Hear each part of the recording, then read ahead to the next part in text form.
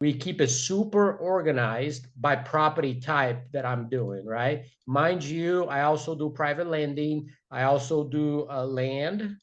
I also do seller finance notes, and I like to break it down by each project type. From here, I can see what all that I'm working on, uh, what all that I have closed,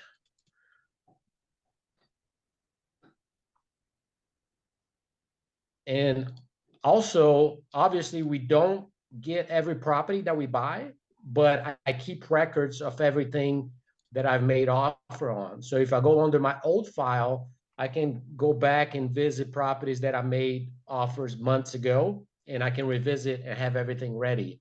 I highly recommend you come up with a system that you can. This is all cloud based, so I have access from anywhere.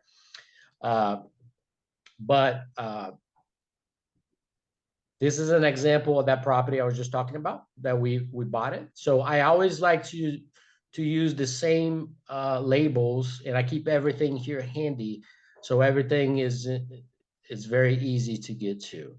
Uh, and I was gonna share for when we purchased this property, but so anything that I save is just upside. So we have to buy stuff at 70, 75, 78 cents on the dollar in order to keep up with our holding costs. You know, there's property taxes, there's investors that we pay. Everything we do is through investors.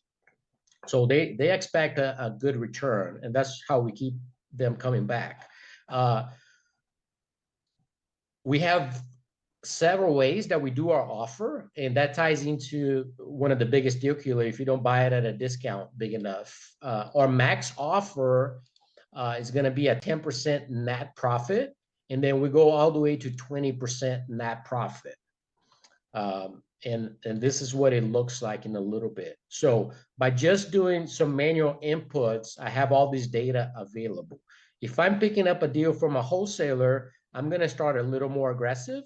But if I'm dealing directly direct to seller, then I'm going to start a little bit more aggressive. Okay, we're going to jump in. We're going to go back and forth, and we'll jump into it a little bit more. And if you guys have any questions, Geraldine will read them out to me because I can't multitask that much here. But if you have questions, just put it in the chat, and then Geraldine is listening in, and she's gonna continue dealing in real estate. There's gonna be the comparable sales approach, which is mainly residential, what we do. There's the build or replacement cost approach, or the build cost. And then there's the income approach, which is using the cap rate based on the net operating income, or based on what the cap rate is going to be, or what your yield is going to be. For our basic comp search for a CMA, which is a competitive market analysis, we always like to do a 20% range of the living square footage.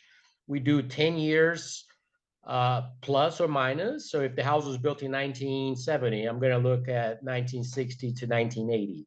We use similar property specs, number of beds, bath, is there a pool, no pool, lot size.